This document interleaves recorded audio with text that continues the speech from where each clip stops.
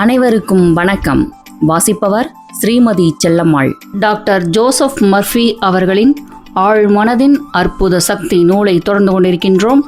மொழிபெயர்ப்பு நாகலட்சுமி சண்முகம் அவர்கள். திருத்தம் டாக்டர் இயன் மெக்மகன் என்பவர். நூலின் அத்தியாயம் பென்ஹைமின் பரிசோதனைகள். ஹிப்போலைட் பென்ஹைம் என்பவர் 20ஆம் நூற்றாண்டில் பிரான்ஸ் நாட்டில் உள்ள நான்சி எனும் ஊரில் மருத்துவ பேராசிரியராக பணிபுரிந்து வந்தார். ஆழ்மனதின் ஆற்றல் காரணமாக ஒரு மருத்துவரின் தூண்டுதல் நோயாளியிடத்தில் எதிர்பார்த்த விளைவுகளை எப்படி ஏற்படுத்துகிறது என்பதை முதலில் விளக்கியவர்களில் இவரும் ஒருவர். வாதத்தால் நாக்கு செயல் இழந்த ஒரு மனிதருடைய கதையை பென்ஹைம் இங்கு விபரமாக கூறுகிறார். எல்லா விதமான சிகிச்சை முறைகளும் கையாளப்பட்டும் வெற்றி கிட்டாத நிலையில் ஒரு நாள் அவருடைய பிரச்சனையை கண்டிப்பாக தீர்க்கக்கூடிய ஒரு புதுவிதமான கருவியை பற்றி அறிய வந்துள்ளதாக அவருடைய மருத்துவர் அவரிடம் தெரிவித்தார். பின்னர் அம்மருத்துவர் ஒரு சிறிய அளவில் உள்ள வெப்பமானியை அந்த நோயாளியின் வாய்க்குள் வைத்தார். அந்த கருவிதான் தன்னை காப்பாற்றக்கூடியது என்று அந்நோயாளி கற்பனை செய்திருந்தார். சில கணங்களுக்குள் அவர் தன்னுடைய நாக்கை சுதந்திரமாக அசைக்க முடிவதாக கூறி மகிழ்ச்சி கூச்சலிட்டார். பென்ஹைம் மேலும் தொடர்கிறார். ஒருமுறை சுமார் 4 வாரங்களுக்கும் மேலாக தன் பேசும் திறனை இழந்ததால் துன்புற்று கொண்டிருந்த ஓர் இளம் சிறுமி என் அலுவலகத்திற்குள் வந்தாள். அவளை பரிசோதித்து அவளது பிரச்சனையை பூரணமாக தெரிந்து கொண்ட பிறகு இழந்த பேச்சுத்திறன் சில சமயம் மின்சக்தியால் மீட்கப்பட இயலும் என்று என் மாணவர்களிடம் கூறினேன். அதற்கான உண்மையான காரணம் மின்சக்தி குணப்படுத்தும் என்று நாம் உபயோகிக்கும் தூண்டுதல்தான் என்பதையும் அவர்களிடம் தெரிவித்தேன். நான் மின் தூண்டுதல் கருவியை கொண்டு வர செய்தேன். நான் அவளுடைய குரல் வளையின் மீது என் கையை வைத்து மெல்ல அசைத்து, இப்போது உன்னால் சத்தமாக பேச முடியும் என்று கூறினேன். ஒரு நொடியில் அவளை ஏ என்றும் பின் பி என்றும் அதன் பின் மரியா என்றும் சொல்ல வைத்தேன். அவள் தொடர்ந்து தெளிவாக பேசத் தொடங்கினாள். அவளது பேச்சு திறன் இழப்பு மறைந்துவிட்டது. ஆழ் மனதிற்கு ஆற்றல் வாய்ந்த தூண்டுதலாக அமையும் நோயாளியின் விசுவாசம் மற்றும் எதிர்பார்ப்பின் சக்தி குறித்து பென்ஹைம் இங்கு நமக்கு எடுத்துக்காட்டுகிறார். தூண்டுதல் மூலம் கொப்பளம் வரவழைத்தல். பென்ஹைம் தன் நோயாளி ஒருவரின் கழுத்தில் ஓர் அஞ்சல் தலையை ஒட்டி அது ஒரு கொப்பளம் என்று அவரிடத்தில் புற தூண்டுதல் செய்ததன் மூலம் உண்மையிலேயே கொப்பளத்தை வரவழைத்தது பற்றி கூறுகிறார். இது போன்ற செயல் விளக்கங்கள் உலகின் வெவ்வேறு பகுதிகளிலும் உள்ள மருத்துவர்களால் பரிசோதனைகள் மற்றும் அனுபவங்கள் மூலம் உறுதிப்படுத்தப்பட்டுள்ளன. வாய் வழி தூண்டுதல்களின் விளைவாக நோயாளிகளின் உடலமைப்பில் மாற்றங்களை ஏற்படுத்த முடியும் என்பது சந்தேகத்திற்கு இடமின்றி விளங்குகிறது. இரத்த கரைகளுக்கான காரணம். இரத்த கசிவுகள் மற்றும் இரத்த கரைகள் ஆகியவற்றை புற தூண்டுதல் மூலம் உருவாக்க முடியும். இதனை செயல் விளக்கம் மூலம் எடுத்துரைக்க டாக்டர் போரு தன் உதவி நாடி வந்த ஓர் இளைஞனை மனவசியத்தால் மயக்க நிலைக்கு அழைத்து சென்று பின்வரும் புற தூண்டுதலை அவருக்கு அளித்தார். இன்று மதியம் 4 மணிக்கு வனவசியத்திற்கு பிறகு நீங்கள் என்னுடைய அலுவலகத்திற்குள் வருவீர்கள். சாய்வு நாற்காலியில் அமர்வீர்கள். கைகளை உங்கள் மார்புக்கு குறுக்காக மடக்கி வைப்பீர்கள். உங்கள் நாசியிலிருந்து இரத்தம் சொட்ட துவங்கும். அன்று மதியம் அந்த இளைஞன் தனக்கு கூறப்பட்டது போலவே செய்தான். அவன் தன்னுடைய கைகளை மடக்கிய பிறகு அவனுடைய இடது மூக்கு துவாரத்திலிருந்து பல துளிகள் இரத்தம் வரத் தொடங்கின. இன்னொரு சமயத்தில் இதே மருத்துவர் இன்னொரு நோயாளியின் முன்னங்கைகளில் அவர் மனவசியத்தில் இருந்தபோது அந்நோயாளியின் பெயரை மழுங்கிய முனை கொண்ட ஒரு கருவி கொண்டு எழுதி தடம் பதித்தார். பின்னர் போரு இவ்வாறு கூறினார்: இன்று மதியம் 4 மணிக்கு நீங்கள் உறங்க செல்வீர்கள். நான் தடம் பதித்த வரிகளை ஒட்டி உங்கள் கைகளில் இரத்தம் வரத் தொடங்கும். உங்களது பெயர் இரத்தம் தோய்ந்த எழுத்துக்களில் உங்கள் கைகளில் தோன்றும். அந்நோயாளி மிகவும் எச்சரிக்கையாக கண்காணிக்கப்பட்டார். 4 மணிக்கு அவர் தூங்கி விழுந்தார். அவருடைய இடது முன்னங்கையில் எழுத்துக்கள் கம்பீரமாக தென்பட்டன. பல இடங்களில் இரத்த துளிகள் காணப்பட்டன. எழுத்துக்கள் பின்னர் மெல்ல மெல்ல மறைந்தாலும் 3 மாதங்களுக்கு பிறகும் அவை மங்களாக தெரிந்தன. முன்பு கூறப்பட்ட 2 அடிப்படை கருத்துக்களை இச்சோதனைகள் நிரூபிக்கின்றன. ஒன்று, புற தூண்டுதலின் சக்திக்கு ஆழ்மனம் நிலையாக என்றென்றும் கட்டுப்படுகின்றது. மற்றொன்று, ஆழ்மனம் நமது உடலின் அனைத்து செயல்பாடுகளையும் உணர்ச்சிகளையும் துல்லியமாக கட்டுப்படுத்துகிறது. இந்நிகழ்ச்சிகள் அனைத்தும் புற தூண்டுதல் மூலம் தூண்டப்பட்ட அசாதாரணமான சூழ்நிலைகளை விரிவாக எடுத்துரைக்கின்றன. அவன் இருதயத்தின் ஆழ்மனம், அதாவது நினைவு எப்படியோ அப்படியே அவன் இருக்கிறான். இரத்தின சுருக்கமாய்: 1. குணமாக்கும் சக்தி உங்கள் ஆழ்மனதில் உள்ளது என்பதை உங்களுக்கு நீங்களே பலமுறை நினைவுபடுத்திக் கொள்ளுங்கள். 2. விசுவாசம் என்பது நிலத்தில் ஊன்றப்பட்ட விதையை போன்றது. ஒரு கருத்தென்னும் விதையை உங்கள் மனதில் விதையுங்கள். எதிர்பார்ப்புடன் அதற்கு நீரூற்றி உரமிடுங்கள். அது செழித்து வளர்ந்து வெளிப்படும். 3. ஒரு புத்தகம், புது கண்டுபிடிப்பு அல்லது நாடகம் குறித்த உங்களது எண்ணம் உங்கள் மனதில் உண்மையான உருவமாக உள்ளது. அதனால் அது உங்களிடம் இப்போதே இருக்கின்றது என்பதை நீங்கள் நம்ப தலைப்படலாம். உங்கள் எண்ணம், திட்டம் அல்லது கண்டுபிடிப்பின் வெளிப்பாட்டில் நம்பிக்கை கொள்ளுங்கள். நீங்கள் அப்படி செய்தால் அது நிச்சயமாக புற உலகில் தோன்றும். 4. மற்றவர்களுக்காக பிரார்த்திக்கும் போது முழுமை, அழகு, கச்சிதம் ஆகியவை குறித்த உங்களது அமைதியான உள்ளார்ந்த அறிவு அடுத்தவருடைய ஆழ்மனதில் உள்ள எதிர்மறையான எண்ண அமைப்புகளை மாற்றி அற்புதமான விளைவுகளை ஏற்படுத்தக்கூடியது. 5. பல்வேறு புனித தலங்களில் ஏற்பட்டதாக நாம் கேள்விப்படும் அதிசய குணமாதல்கள் அனைத்தும் ஆழ்மனதின் மீது தாக்கத்தை ஏற்படுத்தி அதன் குணமாக்கும் சக்தியை விடுவிக்கும் கற்பனையாலும் கண்மூடித்தனமான நம்பிக்கையாலும் தான் விளைகிறது. 6. எல்லா வியாதிகளும் நம் மனதில்தான் உருவாகின்றன. நம் மனதில் அதற்கான ஓர் எண்ண ஓட்டம் இல்லாமல் நம் உடலில் எதுவுமே ஏற்படுவதில்லை. 7. மனவசிய தூண்டுதல் மூலம் எந்த ஒரு வியாதிக்கான அறிகுறியையும் உங்களிடத்தில் ஏற்படுத்த முடியும். இது உங்கள் எண்ணத்திற்கு இருக்கும் சக்தியை தெளிவாக காட்டுகிறது. 8. ஒரே ஒரு குணமாக்கும் செயல்முறைதான் உள்ளது, அதுதான் விசுவாசம். ஒரே ஒரு குணமாக்கும் சக்திதான் உள்ளது, அதுதான் உங்களது ஆழ்மனம். 9. நீங்கள் விசுவாசம் கொண்டிருக்கும் பொருள் உண்மையானதோ இல்லையோ, நீங்கள் விளைவுகளை பெறுவது உறுதி. உங்கள் வெளிமனதின் எண்ணத்திற்கு ஏற்ப உங்கள் ஆழ்மனம் செயல்விடை அளிக்கும். விசுவாசத்தை உங்கள் மனதின் ஓர் எண்ணமாக பாருங்கள், அது மட்டும் போதும். நூலின் அடுத்த அத்தியாயம் நவீன மனநல மருத்துவம். எது நோயை குணமாக்குகிறது? குணமாக்கும் சக்தி எங்குள்ளது? அதை எப்படி நடைமுறைப்படுத்துவது? இவை யாவும் நாம் ஆழமான அக்கறை கொண்டுள்ள மிகவும் இன்றியமையாத கேள்விகள். இவை அனைத்திற்குமான விடை ஒன்றுதான். இக்குணமாக்கும் சக்தி ஒவ்வொரு மனிதனின் ஆழ் மனதில் உள்ளது. நோயாளியின் மாறிய மனப்போக்கு அந்த சக்தியை விடுவிக்கிறது. எந்த ஒரு மத அறிவியலாளரும், மனநோய் மருத்துவரும், உளவியலாளரும், மருத்துவரும் ஒருபோதும் எந்த ஒரு நோயாளியையும் குணப்படுத்தியது இல்லை. ஒரு பழமையான கூற்று இவ்வாறு கூறுகிறது: காயத்திற்கு மருத்துவர் கட்டுப்போடுவார், கடவுள் குணப்படுத்துவார். மனநோய் மருத்துவரும் உளவியலாளரும் தங்களுடைய நோயாளியின் மனத்தடைகளை நீக்கி ஆற்றல் வாய்ந்த விளைவுகளை ஏற்படுத்துகின்றனர். இந்த விளைவுகள் நோயாளியின் இடத்தில் உள்ள குணமாக்கும் சக்தியை விடுவித்து அவருடைய ஆரோக்கியத்தை மீட்டுத் தருவதில் பேருதவி புரிகின்றன. இதுபோன்றே அறுவை சிகிச்சை நிபுணர்களும் நோயாளியின் உடலில் உள்ள தடைகளை நீக்கி குணமாக்கும் சக்தி இயல்பான முறையில் செயல்பட உதவுகின்றனர். எந்த ஒரு பொது மருத்துவரோ, அறுவை சிகிச்சை நிபுணரோ அல்லது மன அறிவியலாளரோ தன்னுடைய நோயாளியை குணப்படுத்தியதாக உரிமை கொண்டாட முடியாது. ஒரே குணமாக்கும் சக்தியை பல்வேறு பெயர்கள் கொண்டு அழைக்கலாம்: இயற்கை, வாழ்க்கை, கடவுள், படைப்பு சக்தி. ஆனால் உண்மையில் இவை அனைத்தும் ஆழ் மனதை குறிக்கும் பல்வேறு பெயர்கள்தான். நாம் முன்பே பார்த்தபடி நமக்கு உயிரூட்டி நம்மை இயங்க வைத்து கொண்டிருக்கும் குணமாக்கும் வாழ்க்கை கோட்பாட்டின் சீரான ஓட்டத்திற்கு ஊறு விளைவிக்கும் மனத்தடைகளையும் உணர்ச்சி தடைகளையும் உடல் தடைகளையும் அகற்ற பல வகையான வழிகள் இருக்கின்றன. உங்கள் ஆழ்மனதில் குடிகொண்டிருக்கும் அந்த குணமாக்கும் கொள்கை உங்கள் மூலமாகவோ அல்லது வேறு யாராவது ஒருவர் மூலமாகவோ முறையாக இயக்கப்பட்டால் அதனால் உங்கள் மனதையும் உடலையும் அனைத்து வியாதிகளில் இருந்தும் குணப்படுத்த முடியும். கண்டிப்பாக குணப்படுத்தவும் செய்யும்.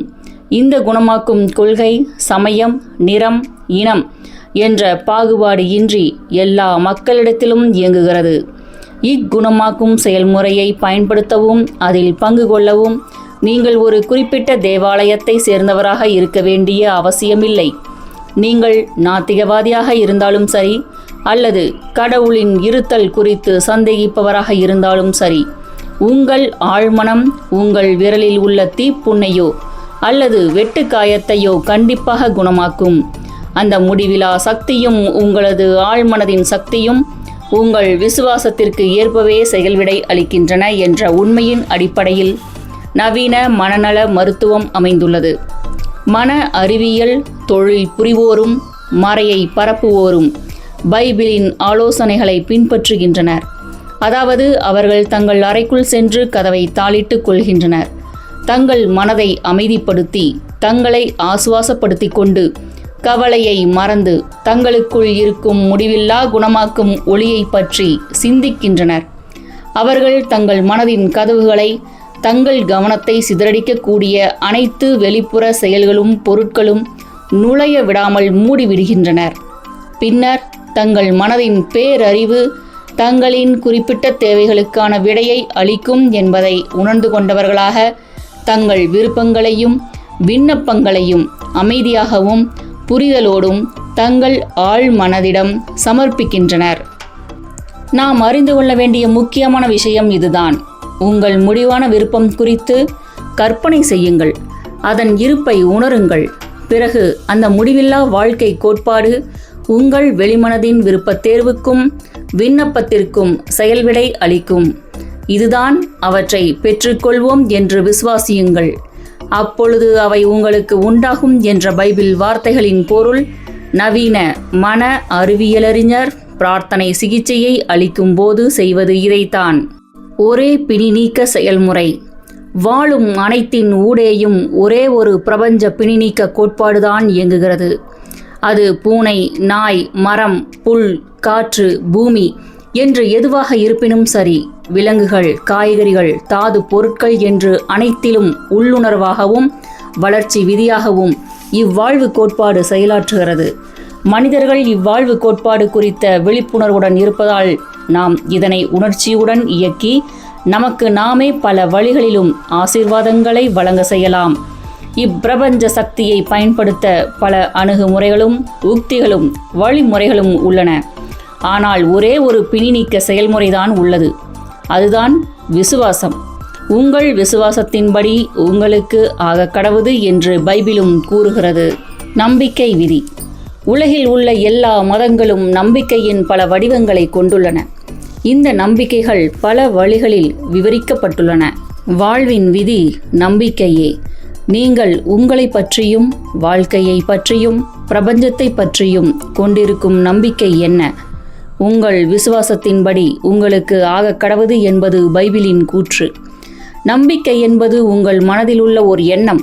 அது உங்கள் சிந்திக்கும் பழக்கத்திற்கு ஏற்ப உங்களது ஆழ் மனதின் சக்தியை உங்கள் வாழ்வின் அனைத்து நிலைகளுக்கும் பரவ செய்கிறது. நம்பிக்கை குறித்து பைபிள் பேசுகையில் அது சடங்கு, சம்பிரதாயம், வடிவம், இயக்கம் அல்லது சூத்திரத்தில் உங்களுக்கு இருக்கும் நம்பிக்கை குறித்து பேசவில்லை. உங்கள் மனதின் நம்பிக்கை என்பது உங்கள் மனதின் எண்ணம்தான். நீ விசுவாசிக்க கூடுமானால் ஆகும், விசுவாசிக்கிறவனுக்கு எல்லாம் கூடும். மார்க்கு 9:23. உங்களை துன்புறுத்தக்கூடிய அல்லது உங்களுக்கு தீங்கு விளைவிக்கக்கூடிய எதிலும் நம்பிக்கை கொள்வது முட்டாள்தனம். ஒன்றை நினைவில் கொள்ளுங்கள், நீங்கள் நம்பும் பொருளினால் உங்களுக்கு துன்பமோ அல்லது தீங்கோ விளைவதில்லை. ஆனால் அது குறித்து உங்கள் மனதில் உள்ள நம்பிக்கை அல்லது சிந்தனைதான் விளைவை ஏற்படுத்துகின்றது. உங்கள் வாழ்வின் அனைத்து அனுபவங்களும், அனைத்து செயல்களும், அனைத்து நிகழ்வுகளும், சூழ்நிலைகளும் உங்கள் சொந்த எண்ணங்களின் பிரதிபலிப்பே. பிரார்த்தனை சிகிச்சை அறிவியல் ரீதியானது.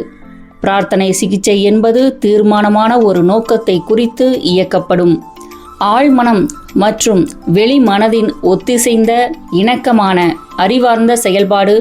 பிரார்த்தனை சிகிச்சையில் நீங்கள் என்ன செய்கிறீர்கள், எதற்காக அதை செய்கிறீர்கள் என்று அறிந்திருப்பது மிகவும் முக்கியம். நீங்கள் குணமாக்கும் விதியை நம்புகிறீர்கள். பிரார்த்தனை சிகிச்சை சில சமயங்களில் மனவைத்தியம் என்றும் குறிப்பிடப்படும். இதற்கான இன்னொரு பெயர் அறிவியல் பிரார்த்தனை. பிரார்த்தனை சிகிச்சையில் நீங்கள் அனுபவிக்க விரும்பும் ஒரு குறிப்பிட்ட எண்ணத்தை, மனக்காட்சியை அல்லது திட்டத்தை உளப்பூர்வமாக தேர்ந்தெடுக்கிறீர்கள். நீங்கள் தேர்ந்தெடுத்த இந்த எண்ணத்தை அல்லது மனபிம்பத்தை உங்கள் ஆழ் மனதிற்கு தெரிவிக்கும் வல்லமை உங்களிடம் உள்ளது என்பதை நீங்கள் அறிவீர்கள். நீங்கள் உங்கள் மனப்போக்கில் தொடர்ந்து விசுவாசத்துடன் இருக்கும்போது உங்கள் பிரார்த்தனைக்கான விடை கிடைக்கப் பெறுவீர்கள். பிரார்த்தனை சிகிச்சை என்பது ஒரு குறிப்பிட்ட நோக்கத்தை அடைவதற்கான மனதின் ஒரு நிச்சயமான செயல்பாடு. ஒரு குறிப்பிட்ட கஷ்டத்தை பிரார்த்தனை சிகிச்சை மூலம் நீங்கள் குணப்படுத்த முடிவெடுக்கிறீர்கள் என்று வைத்துக்கொள்வோம். உங்களுடைய பிரச்சனையோ அல்லது நோயோ உங்கள் ஆழ்மனதில் புதைந்துள்ள பயம் கலந்த எதிர்மறை எண்ணங்களின் விளைவுதான் என்பதை நீங்கள் அறிவீர்கள். இந்த எதிர்மறை எண்ணங்களை அகற்றி உங்கள் மனதை சுத்தப்படுத்துவதில் நீங்கள் வெற்றி அடைந்தால் உங்களுக்கு குணம் கிடைக்கும் என்பதும் உங்களுக்கு தெரியும். எனவே நீங்கள் உங்கள் ஆழ் மனதினுள் உறைந்திருக்கும் குணமாக்கும் சக்தியை நாடுகிறீர்கள். அதன் அளவில்லா சக்தியையும் அறிவொளியையும் அனைத்து சூழ்நிலைகளையும் குணமாக்கும் ஆற்றலையும் உங்களுக்கு நீங்களே நினைவுபடுத்திக் கொள்கிறீர்கள். இவ்வுண்மைகளை உங்கள் வாழ்வின் போக்காக ஏற்றுக்கொள்ளும் போது உங்களுடைய பயம் கரையத் துவங்கும். இந்த உண்மைகளை நினைவு கூறுகையில் மனதிற்குள் போராட்டங்கள் ஏற்படும். ஆனால் இறுதியில் தவறான நம்பிக்கைகளில் இருந்து மீண்டு விடுவீர்கள். நீங்கள் எதிர்பார்க்கும் குணமாதல்கள் கண்டிப்பாக ஏற்படும் என்று நம்பி அதற்காக நன்றி கூறுகிறீர்கள். பின்னர் அந்த கஷ்டத்திலிருந்து உங்கள் மனதை திசை திருப்பி விடுகிறீர்கள். ஓர் இடைவேளைக்கு பிறகு மீண்டும் பிரார்த்திக்க வழிநடத்தப்படும் வரை நீங்கள் பிரார்த்திக்கும் போது எதிர்மறை சூழல்களுக்கு சக்தியளிக்கவோ அல்லது குணம் ஏற்படாது என்ற சந்தேகம் கொள்ளவோ மறுக்கிறீர்கள். இந்த மனப்போக்குதான் வெளிமனம் மற்றும் உள்மனம் ஆகியவற்றின் இணக்கமான சங்கமத்தை உருவாக்கி குணமாக்கும் சக்தியை விடுவிக்கிறது. விசுவாச பிணி நீக்கம் என்றால் என்ன? கண்மூடித்தனமான விசுவாசம் எவ்வாறு வேலை செய்கிறது? விசுவாச பிணி நீக்கம் என்று பிரபலமாக அழைக்கப்படுவது பைபிளில் கூறப்பட்டுள்ள விசுவாசம் அல்ல. அதாவது இது வெளிமனதிற்கும் ஆழ்மனதிற்கும் இடையேயான நடவடிக்கைகள் குறித்த அறிவு. விசுவாச பிணி நீக்குனர் குணமாதலில் இருக்கும் சக்தி குறித்த அறிவியல் அறிவு இன்றி குணப்படுத்துபவர். அவர் தனக்கு ஒரு விசேஷமான குணமாக்கும் சக்தி உள்ளதாக முழங்கலாம். ஆனால் அவரது சக்திகளின் மீது நோயாளி வைத்திருக்கும் கண்மூடித்தனமான நம்பிக்கைதான் விளைவுகளை உண்டாக்குகிறது. உலகின் பல பகுதிகளில் பரம்பரை பிணி நீக்குனர்கள் தங்களுடைய நோயாளிகளுக்கு நடனம், மந்திர உச்சரிப்புகள், ஆவி எழுப்புதல் போன்றவற்றின் மூலம் சிகிச்சை அளிக்கின்றனர். ஒரு புனிதருடைய எலும்பு துண்டை தொடுவதாலும், ஒரு விசேஷமான சம்பிரதாய உடையை அணிவதாலும், ஒரு புனிதமான நறுமண குச்சியையோ அல்லது மெழுகுவர்த்தியையோ ஏற்றுவதாலும் அல்லது மூலிகை கலவையை உட்கொள்வதாலும் ஒருவர் குணமடையலாம். குணமாக்கும் முறையில் நோயாளிக்கு உண்மையிலேயே நம்பிக்கை ஏற்பட செய்யும் ஏதோ ஒன்று பிணியை நீக்கப் போவது உறுதி. உங்களை பயத்திலிருந்தும் கவலையிலிருந்தும் விலக்கி விசுவாசத்திற்கும் எதிர்பார்ப்பிற்கும் எடுத்து செல்லும் எந்த ஒரு முறையும் உங்களை குணமாக்கும். தங்கள் தனிப்பட்ட கொள்கைகள் எதிர்பார்க்கும் விளைவுகளை ஏற்படுத்துவதால் அவை சரியானவை, உண்மையானவை என்று அநேகர் கூறிக்கொள்கின்றனர். இது சரியாக இருக்க முடியாது என்பதை நாம் முன்பே பார்த்தோம்.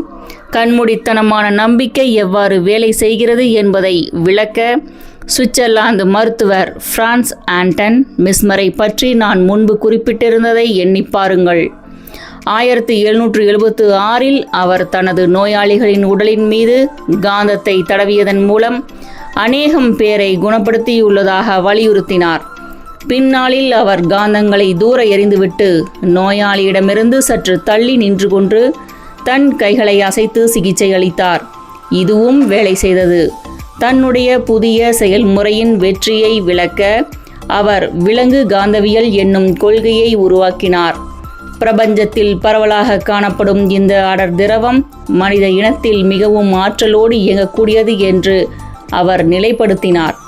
இந்த அடர் திரவம் தன் கைகளில் இருந்து நோயாளியின் நோயுற்ற உடலுக்கு அனுப்பப்படுவதாகவும் இவ்வாறு இடம்பெயரும் விலங்கு காந்தவியல்தான் அவர்களை குணப்படுத்தியதாகவும் அவர் மேலும் திட்டவட்டமாக கூறினார். மக்கள் கூட்டம் அவரிடம் அலை மோதியது. பல அதிசய பிணி நீக்கங்கள் ஏற்பட்டதாக தெரிவிக்கப்பட்டன. மெஸ்மர் பாரிஸுக்கு இடம்பெயர்ந்தார். அங்கு அவரது பிணி நீக்கங்கள் குறித்து விசாரிக்க அரசாங்கம் ஒரு விசாரணை குழுவை நியமித்தது. அதன் உறுப்பினர்களில் பிரபலமான மருத்துவர்களும் பெஞ்சமின் பிராங்க்லின் உறுப்பினராக இருந்த அறிவியல் கழகத்தின் உறுப்பினர்களும் அடங்குவர். தீவிர விசாரணைக்கு பின்னர் உறுதிப்படுத்தப்பட்ட பிணி நீக்கங்களை மெஸ்மர் நிகழ்த்தியுள்ளார் என்பதை அக்குழு ஒப்புக்கொண்டது. ஆனால் அவரது காந்த அடர்திரவ கொள்கை சரி என்பதற்கான எந்த ஒரு ஆதாரமும் இல்லை என்று அக்குழு வலியுறுத்தியது. நோயாளிகளின் கற்பனைதான் குணமாதல்களை ஏற்படுத்தின என்று அவர்கள் தெரிவித்தனர். இதனை அடுத்து சிறிது காலத்திற்குள்ளாகவே மெஸ்மர் நாட்டை விட்டு வெளியேறும் நிலைக்கு தள்ளப்பட்டார். 1815ஆம் ஆண்டு அவர் இயற்கை எய்தினார். அதன் பிறகு வெகு சீக்கிரத்தில் இங்கிலாந்தின் மான்செஸ்டரை சேர்ந்த டாக்டர் ஜேம்ஸ் பிரைட் என்பவர் டாக்டர் மெஸ்மரின் பிணி நீக்கங்களுக்கும் காந்த அடர் திரவத்திற்கும் எந்தவிதமான தொடர்பும் இல்லை என்று நிரூபிக்க முயற்சிகள் மேற்கொண்டார். நோயாளிகளை புற தூண்டுதல் மூலம் மனவசிய உறக்க நிலைக்கு உட்படுத்த முடியும் என்பதை டாக்டர் ஜேம்ஸ் கண்டறிந்தார். அவர்கள் மயக்க நிலையில் இருக்கும்போது டாக்டர் மெஸ்மர் விலங்கு காந்தவியலுடன் தொடர்புபடுத்திய பல அற்புதமான விளைவுகளை தன் நோயாளிகளிடத்தில் ஏற்படுத்துவதில் டாக்டர் ஜேம்ஸ் வெற்றி கண்டார். இப்பிணி நீக்கங்கள் அனைத்தும் நோயாளிகளின் துடிப்பான கற்பனையாலும் ஆரோக்கியம் குறித்த சக்திமிக்க தூண்டுதல்கள் அவர்களுடைய ஆழ் மனங்களுக்கு அளிக்கப்பட்டதாலும் ஏற்பட்டவைதான் என்பது உங்களுக்கு இப்போது தெளிவாகி இருக்கும். இதை கண்மூடித்தனமான விசுவாசம் என்று கூறுவதில் தவறொன்றும் இல்லை. ஏனெனில் நோயாளிகளும் சரி, பிணி நீக்குனரும் சரி, பிணிகள் எப்படி நீக்கப்பட்டன என்பதை அறிந்திருக்கவில்லை. ஆழ்மனமும் விசுவாசமும். ஒரு மனிதனின் ஆழ்மனம் பிறருடைய புற தூண்டுதலுக்கு எவ்வாறு உட்படுமோ அதே அளவு அவருடைய சொந்த வெளிமனதிற்கும் கட்டுப்படும். உங்களுடைய புறநோக்கு நம்பிக்கை எதுவாக இருந்தாலும் அது குறித்து விசுவாசத்துடன் இருந்தால் உங்கள் ஆழ்மனம் தூண்டுதல் மூலம் கட்டுப்படுத்தப்படும். உங்களது விருப்பமும் நிறைவேற்றப்படும். மன ரீதியான பிணி நீக்கங்களில் தேவைப்படும் விசுவாசம் அகநோக்கு விசுவாசமே. இதை அடைவதற்கான வழி வெளி மனதிடமிருந்து வரும் எதிர்ப்புகளுக்கு முற்றுப்புள்ளி வைப்பதுதான். உடலில் பரிபூரண குணமாதல் ஏற்படுவதற்கு வெளிமனம் ஆழ்மனம் ஆகிய இரண்டும் ஒரு சேர விசுவாசத்தை ஏற்றுக்கொள்ளும் நிலையில் இருந்தால் மிகவும் நல்லது. என்றாலும் எப்போதும் அவ்வாறு இருக்க வேண்டிய தேவையில்லை. மனதையும் உடலையும் அமைதிப்படுத்தி உறக்க நிலைக்கு செல்வதன் மூலம் நீங்கள் ஓய்வான எதிர்ப்பற்ற ஏற்றுக்கொள்ளும் நிலைக்குள் நுழைய முடியும். இந்த மயக்க நிலையில் உங்களது ஆழ்மனம் உளப்பூர்வமான தூண்டுதலை ஏற்றுக்கொள்ள தயாராகிவிடும். ஒருமுறை ஒருவர் என்னிடம், ஒரு குறிப்பிட்ட பாதிரியார் என்னை எப்படி குணப்படுத்தினார் என்று எனக்கு தெரிந்தாக வேண்டும். நோய் என்ற ஒன்று கிடையவே கிடையாது, பருப்பொருள் என்று ஒன்று இல்லவே இல்லை என்று அவர் என்னிடம் கூறியபோது அவரது வார்த்தைகளை நான் சிறிது கூட நம்பவில்லை. அவர் என்னுடைய அறிவை இழிவுபடுத்துகிறார் என்று நான் எண்ணினேன். இருந்தாலும் கூட நான் குணமடைந்தேன். அது எப்படி சாத்தியம் என்று கேட்டார். நான் அவருக்கு அளித்த விளக்கம் இதுதான். இம்மனிதர் இதமான வார்த்தைகளால் அமைதிப்படுத்தப்பட்டு எதுவும் பேசாமல் எதுவும் யோசிக்காமல் கச்சிதமான ஓய்வு நிலைக்கு செல்லுமாறு பாதிரியாரால் கேட்டுக்கொள்ளப்பட்டார். அப்பாதிரியாரும் இயக்கமற்ற ஓய்வு நிலைக்கு சென்றார். இம்மனிதர் கச்சிதமான ஆரோக்கியமும் அமைதியும் இணக்கமும் முழுமையும் கிடைக்கப் பெறுவார் என்று அப்பாதிரியார் அமைதியாகவும் மெதுவாகவும் தொடர்ந்து சுய பிரகடனம் செய்து கொண்டே இருந்தார். அரை மணி நேரத்தின் முடிவில் அம்மனிதர் அளப்பரிய நிவாரணத்தை உணர்ந்தார். அவருடைய ஆரோக்கியமும் பழைய நல்ல நிலைமைக்கு திரும்பியது. பாதிரியார் அளித்த சிகிச்சையின் ஒரு பகுதியாக அவர் அடைந்த ஓய்வு நிலை உணர்ச்சி பூர்வமான விசுவாசம் ஏற்பட வழிவகுத்ததும் கச்சிதமான ஆரோக்கியம் குறித்த பாதிரியாரின் தூண்டுதல் அவரது ஆழ் மனதிற்கு தெரிவிக்கப்பட்டதும் நமக்கு எளிதாக புலப்படுகின்றன. அந்த இரு ஆழ் மனங்களும் ஒத்திசைவாக இருந்தன. ஒருவேளை அம்மனிதர் பிணி நீக்குனரின் சக்தி மற்றும் அவரது கொள்கையின் கச்சிதம் குறித்த தன்னுடைய சந்தேகங்களை மேலெழ அனுமதித்திருந்தால் அந்த சந்தேகங்கள் எதிர்மறை சுய தூண்டுதல்களாக மாறி செயலாற்றி இருக்கும். பாதிரியாரின் தூண்டுதல்கள் செயலிழந்து போயிருக்கக்கூடும், அல்லது முற்றிலுமாக விரக்தி ஏற்பட்டிருக்கும். ஆனால் இக்கிரக்கமான நிலைமையில் வெளிமனதின் எதிர்ப்பு முற்றிலும் ஒடுக்கப்பட்டு விட்டது. நோயாளியின் ஆழ்மனம் பாதிரியாரின் தூண்டுதல்களை ஏற்றுக்கொள்ளும் நிலையில் இருந்தது. அது தன் செயல்பாடுகளை அத்தூண்டுதல்களோடு ஒத்திசைந்து நிகழ்த்தியது. இதைத் தொடர்ந்து பிணி நீக்கம் நிகழ்ந்தது. தூரத்து சிகிச்சை முறை. நீங்கள் லாஸ் ஏஞ்சலிஸ் நகரில் வசிப்பதாக வைத்துக்கொள்வோம். நியூயார்க் சிட்டியில் வாழும் உங்கள் தாயாரின் உடல்நிலை கவலைக்கிடமானதாக இருப்பதாக நீங்கள் கேள்விப்படுகிறீர்கள். உங்களது உடனடி எண்ணம் உங்களது வீட்டையும் வேலையையும் விட்டுவிட்டு உங்கள் தாயாரிடம் செல்ல வேண்டும் என்பதாகத்தான் இருக்கும். ஆனால் அது முடியாமல் போனால் என்ன செய்வீர்கள்? உங்கள் தாயின் குணமாதலுக்கு உங்கள் விசுவாசத்தின் சக்தியை அளிக்க வேறு வழியே இல்லை என்று முயற்சியை கைவிட்டு விடுவீர்களா?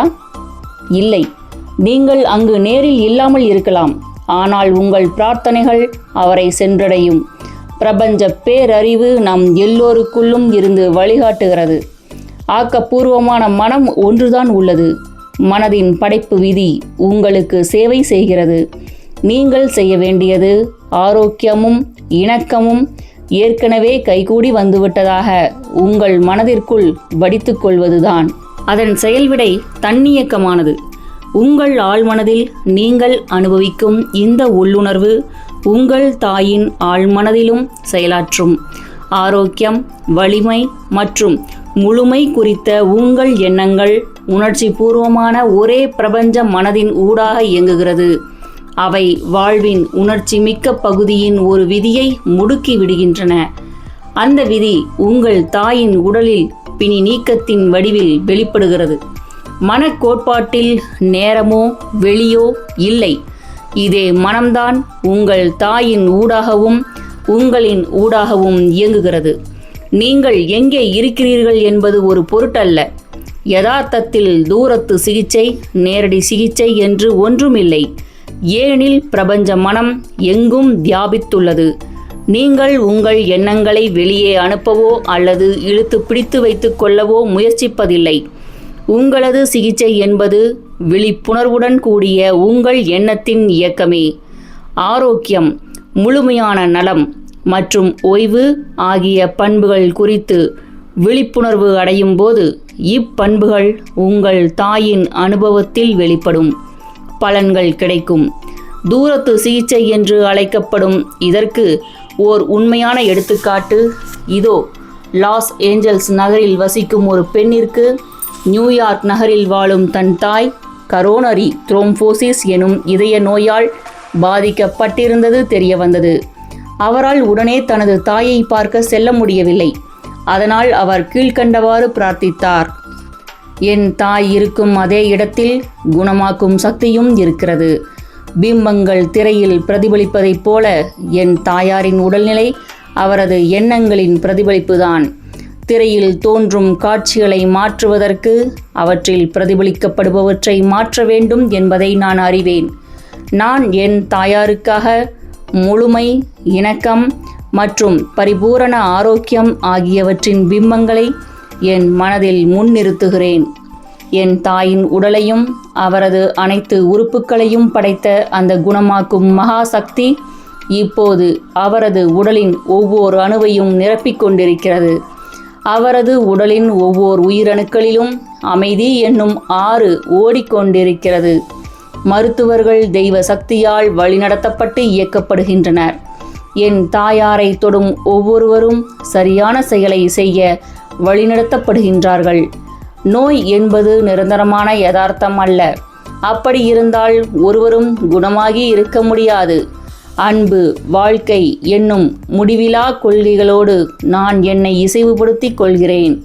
இணக்கமும் ஆரோக்கியமும் அமைதியும் என் தாயின் உடலில் இப்போது வெளிப்படுத்தப்பட்டு கொண்டிருக்கின்றன என்பது எனக்கு தெரியும். அப்படியே ஆகட்டும் என்று நான் ஆணையிடுகிறேன். அவர் இவ்வாறு ஒரு நாளைக்கு பலமுறை பிரார்த்தனை செய்தார். சில நாட்களுக்கு பிறகு அவரது தாயார் குறிப்பிடத்தக்க வகையில் குணமானார். அவரது இதயவியல் மருத்துவர் மிகவும் ஆச்சரியப்பட்டு கடவுள் சக்தியின் மீது அவருக்கு இருந்த மாபெரும் விசுவாசத்தை பாராட்டினார். அவருடைய மகளுடைய மனதில் ஏற்பட்ட முடிவு அவரால் முழு விசுவாசத்துடன் ஏற்றுக்கொள்ளப்பட்ட போது அது பிரபஞ்ச ஆழ் மனதின் படைப்பாற்றலை முடுக்கிவிட்டது. இது அவரது தாயின் உடலில் முழுமையான ஆரோக்கியமாகவும் இணக்கமாகவும் வெளிப்பட்டது. அவரது தாயாரை பற்றி எது உண்மை என்று அவர் உணர்ந்தாரோ அது அதே சமயத்தில் அவரது தாயாரின் அனுபவத்தில் வெளிப்படுத்தப்பட்டது. ஆழ் மனதின் இயக்க சக்தியை வெளிப்படுத்துவது எப்படி? என் உளவியல் நண்பர் ஒருவர் தன்னுடைய இன்றியமையாத உறுப்பு ஒன்றில் புற்றுநோய் உயிரணுக்கள் இருப்பதாக தன் திசு ஆய்வறிக்கை காட்டியதாக என்னிடம் கூறினார். அவரது சிறப்பு மருத்துவர் ஒரு வலிமிக்க ஆபத்தான சிகிச்சை முறையை பரிந்துரைத்தார். அதை ஒப்புக்கொள்வதற்கு முன்பாக என் நண்பர் வேறொரு அணுகுமுறையை முயற்சித்தார். தினமும் இரவு உறங்க செல்வதற்கு முன் அவர் அமைதியாக, என் ஒவ்வொரு உயிரணுவும் நரம்பும் திசுவும் உறுப்பும் இப்போது முழுமையடைந்து தூய்மையாக்கப்பட்டு கச்சிதமாக்கப்படுகிறது. என் உடல் முழுவதும் ஆரோக்கியமும் இணக்கமும் மீண்டும் குடியேறுகின்றன என்று தனக்கு தானே சுய பிரகடனத்தை கூறிக்கொண்டார். 1 மாதத்தில் அவர் பரிபூரணமாக குணமடைந்தார். அதையடுத்து மேற்கொள்ளப்பட்ட பரிசோதனைகள் அனைத்தும் அவரது உடலில் புற்றுநோய் உயிரணுக்கள் இல்லை என்பதை உறுதிப்படுத்தின. இது என் மனதை மிகவும் கவர்ந்தது. அதே நேரம் இது குறித்த ஆர்வம் என்னுள் தலை தூக்கியது. தூக்கத்திற்கு முன்பு அவர் மீண்டும் மீண்டும் சுய பிரகடனம் கூறியதன் காரணத்தை நான் அவரிடமே கேட்டேன். அதற்கு அவர், ஒரு முறை ஒரு குறிப்பிட்ட திசையில் இயக்கப்பட்டால் ஆழ் மனதின் இயக்க சக்தி உங்கள் உறக்கம் முழுவதும் தொடர்ந்து செயலாற்றிக் கொண்டே இருக்கும். எனவேதான் நீங்கள் ஆழ்ந்த உறக்கத்திற்கு செல்லும் முன்பு உங்கள் ஆழ்மனம் வேலை செய்வதற்கான ஏதேனும் பயனுள்ள ஒன்றை அதற்கு வழங்குவது மிக மிக இன்றியமையாதது என்று பதிலளித்தார். இது ஓர் அறிவார்ந்த பதில். இணக்கமும் பூரண ஆரோக்கியமும் குறித்து சிந்திக்கையில் அவர் தனது உடல்நிலையை அந்த நோயின் பெயரை கொண்டு அழைக்கவில்லை என்பதை கவனியுங்கள். நீங்கள் உங்கள் உபாதைகளை பற்றி பேசுவதையும் அவற்றிற்கு பெயரிடுவதையும், குறிப்பாக தூங்குவதற்கு சில மணி நேரங்களுக்கு முன் முற்றிலுமாக நிறுத்திவிடுங்கள் என்று நான் பரிந்துரைக்கிறேன். உபாதைகள் உயிர் பெறுவது நீங்கள் அவற்றிற்கு அளிக்கும் கவனிப்பாலும் அவை குறித்த பயத்தாலும் தான். மேல் கூறப்பட்ட உளவியலாளரைப் போல் நீங்களும் மன அறுவை சிகிச்சை நிபுணராகுங்கள்.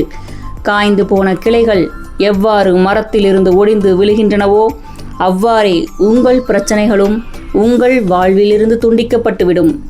மாறாக உங்கள் வழிகளுக்கும் அறிகுறிகளுக்கும் பெயர் சூட்டு விழா நடத்தி கொண்டும் அவற்றை பற்றி மற்றவர்களிடத்தில் கலந்தாலோசித்து கொண்டும் இருந்தால் நீங்கள் அவற்றிற்கு உங்கள் மீது தாக்கத்தை ஏற்படுத்தும் வல்லமையை அளிக்கிறீர்கள்.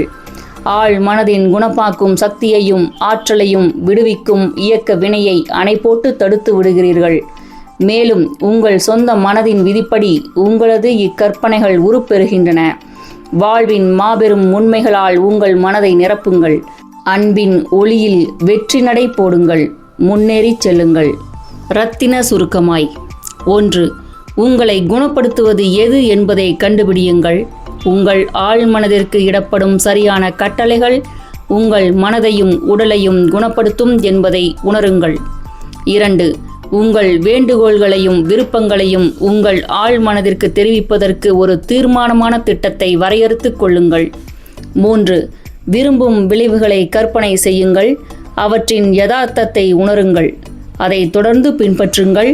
தீர்மானமான விளைவுகள் உங்களுக்கு நிச்சயம் கிடைக்கும். 4. நம்பிக்கை என்றால் என்ன என்று முடிவு செய்யுங்கள். நம்பிக்கை என்பது உங்கள் மனதில் தோன்றும் ஓர் எண்ணம் என்பதை அறிந்து கொள்ளுங்கள். நீங்கள் என்ன சிந்திக்கிறீர்களோ அதை உருவாக்குகிறீர்கள். 5. உடல் நலமின்மையிலும் உங்களை பாதிக்கும் அல்லது உங்களுக்கு தீங்கு விளைவிக்கும் எதிலும் நம்பிக்கை கொள்வது முட்டாள்தனம். பூரண ஆரோக்கியம், செழிப்பு, அமைதி, செல்வம், தெய்வீக வழித்துணை ஆகியவற்றை நம்புங்கள். 6. நீங்கள் வழக்கமாக சிந்திக்கும் உயரிய எண்ணங்கள் உன்னத நிகழ்வுகளாக மாறும். 7. பிரார்த்தனை சிகிச்சையின் சக்தியை உங்கள் வாழ்வில் நடைமுறைப்படுத்துங்கள். ஒரு குறிப்பிட்ட திட்டம், எண்ணம் அல்லது மனக்காட்சியை தேர்ந்தெடுங்கள். உளப்பூர்வமாகவும் உணர்ச்சி பூர்வமாகவும் அதனோடு ஒன்றிணைந்து விடுங்கள். உங்கள் மனப்போக்கின் மீது தொடர்ந்து விசுவாசத்துடன் இருந்து வந்தால் உங்கள் பிரார்த்தனை பலிக்கும். 8. குணமாகும் சக்தி உங்களுக்கு உண்மையிலேயே வேண்டுமென்றால் விசுவாசத்தின் மூலம் நீங்கள் அதை பெறலாம். அதாவது அது வெளிமனம் மற்றும் ஆழ் மனதின் செயல்பாடுகள் குறித்த அறிவு என்பதை எப்போதும் நினைவில் கொள்ளுங்கள். 9. கண்மூடித்தனமான விசுவாசம் என்பது குணமாதலில் உள்ளடங்கிய சக்திகள் குறித்த அறிவியல் அறிவு இன்றி ஒருவர் தன் பிணி நீங்கப் பெறுவது. 10. நீங்கள் அன்பு கொண்டிருக்கும் நபர்கள் நோய்வாய்ப்பட்டிருந்தால் அவர்களுக்காக பிரார்த்தனை செய்ய கற்றுக்கொள்ளுங்கள். உங்கள் மனதை அமைதிப்படுத்துங்கள். ஆரோக்கியம், வலிமை, முழுமை குறித்த உங்களது எண்ணங்கள் உணர்ச்சி மிக்க ஒரே பிரபஞ்ச மனதின் ஊடாக இயங்கி உங்கள் அன்புக்கு உரியவர்களால் உணரப்பட்டு அவர்கள் மனதில் வெளிப்படுத்தப்படும். நூலின் இப்பகுதி இத்துடன் நிறைவடைகிறது. மேலும் மகாகவி பாரதியாருடன் பயணித்த திரு வ. ராமசாமி அவர்கள் எழுதிய பாரதியார் அவர்களின் வாழ்க்கை வரலாற்றை கூறும் மகாகவி பாரதியார், காவிரி நீரோவியம். ஆசிரியர் சூர்யா சேவியர். இந்நூல் காவிரியையும் அது கடந்து சென்ற பாதைகளையும், காவிரி கரைகளில் உருவான நகரங்களையும், அதன் நாகரிகங்களையும், நாகரிகத்தின் பெரு வரலாற்றையும், வரலாற்றை மறந்தவர்களாலும், வரலாறு தெரியாதவர்களாலும், வரலாற்றை திரிப்பவர்களாலும், அது வதைப்படும் துயரத்தையும் வழிகள் பல தாங்கியும் நம்மை வாழ வைக்கும் காவிரியின் நற்பண்பையும் நயம்பட பேசுகிறது இந்நூல்.